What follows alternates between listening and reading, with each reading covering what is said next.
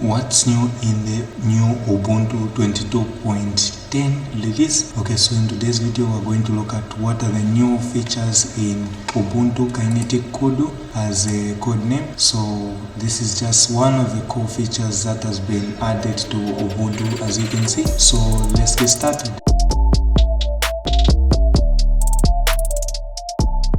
The first thing that you will notice is when you click on your quick settings at the top here, you will notice that you are now using Genome 43, okay, which is a new desktop environment, as you can see.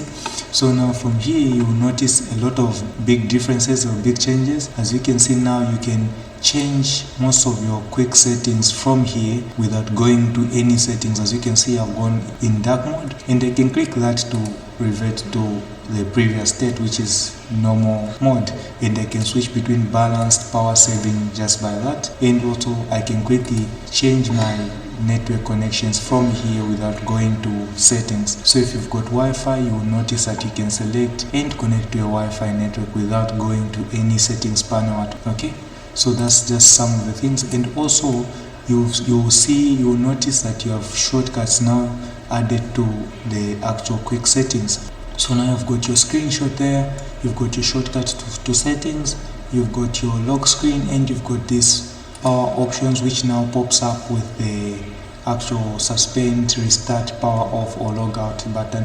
Okay, it has been separated. Like previously it used to pop up at the bottom here, but now it's no longer doing that. Okay, and also one of the cool features, as I showed you earlier, is with the actual Ubuntu file manager. As you can see, so Nautilus is a default Ubuntu file manager, so a lot of things has been changed. Also, it is now fully responsive, as you can see. Depending on the actual size of the screen, it will try to adopt, so it's very responsive and adaptive. So this is just one of the things that has been added to Ubuntu, and it's not only for this section here, it's also integrated with the settings itself. So if we go to our settings, as you can see now, your settings panel as well is now responsive. So as you can see, it is responsive. So this is very useful if you are using a very small screen. So if your screen is small, then this will definitely help, because now your settings panel is now fully adaptive, as you can see. So,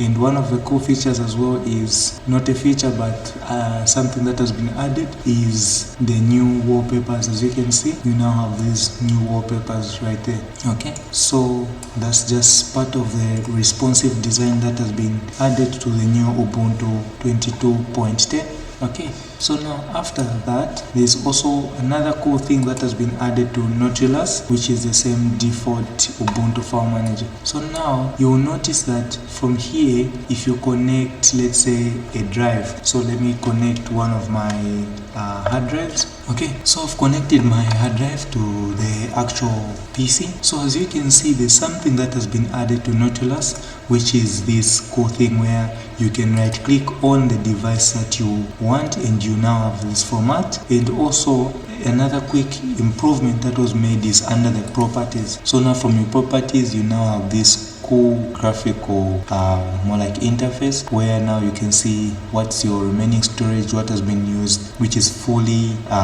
useful, because now if I want to go to disk manager, I can also click this link right here and it will take me directly to disk manager here. So as you can see, I can now try to like play with the disk and stuff. And also from here, as you can see, this is now more organized and with a better look. Okay, so apart from that, so one of the things and one of the cool things that has been added again is you can now open up Webpack images. So like these WebP images. Okay, so now previously you couldn't open such images, but now you have been given the ability to play with these images. You can view the image. Okay, so this image will also view up in, you've seen the image view.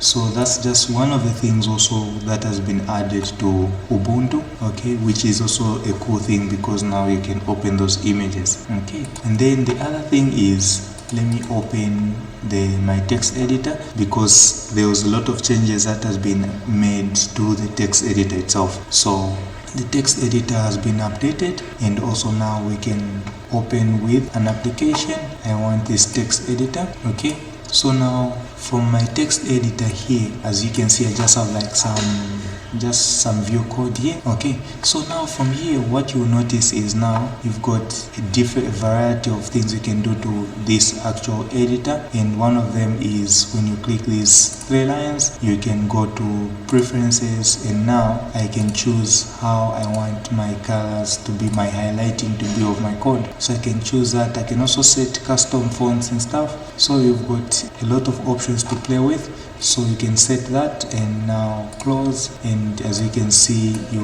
now have that. So this is just one of the big improvements that has been made to the actual text editor itself. As you can see, you can still set a lot of things right here, but I'm not going to go in depth with everything that has been done here.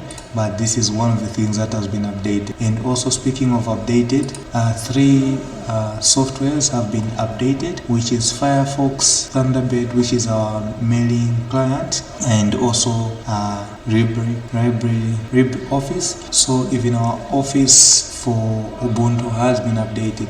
So as you can see, I just copied one of my Excel files from a Windows machine. So now what they've done is they've improved LibreOffice so that you can now easily access Windows or Microsoft's Word documents, Excel, and stuff like that. So now you are able to use all those things very easily, and also it is now getting to a point where it's supporting a lot of all those documents, as you can see. So as you can see, it is opening it quite fine. Everything is exactly the same as it was previously. Okay, so this is just one of the dummy files I got online. Okay, so as you can see, you get the difference is not that much, but under the hood it's supporting a lot of things that it never used to support previously. So that's just some of the things that have been updated. And the other thing as well is the new Ubuntu 22.10 is also running on a new kernel version. But before we go into that, and you notice that you no longer have the to-do. As you can see, you don't have the to-dos app anymore, because that to-dos app has been dropped. So if you want a to-dos app, you can just go to the actual app store here, the Ubuntu software store, and just search for any to-do app, and then you should get a variety of options you can use. But by default, Ubuntu has dropped the to-do app. Okay, so now if we go to our terminal, okay, so I'm just going to quickly use a quick command, which is neofetch. Okay, let me just see if I can. So I'll just type in neo fetch, press enter. Okay, so as you can see, this is where I want you to focus on. As you can see, our genome here has been updated. As you can see, we are now using genome 43, okay, instead of genome 42. Then also our kernel, as you can see, we are now using 5.19. So if you check if you're running on the Ubuntu 22.04, you will see that version you're running should be 5 point something here, but it should be lower than that. And also, if you don't know how to upgrade to Ubuntu 22.10, I've got a link up here. You can just click that. It will guide you on how you can upgrade to Ubuntu 22.10. So if you like the video, please leave a like and subscribe to my channel for more Linux and PC tips. See you in the next video.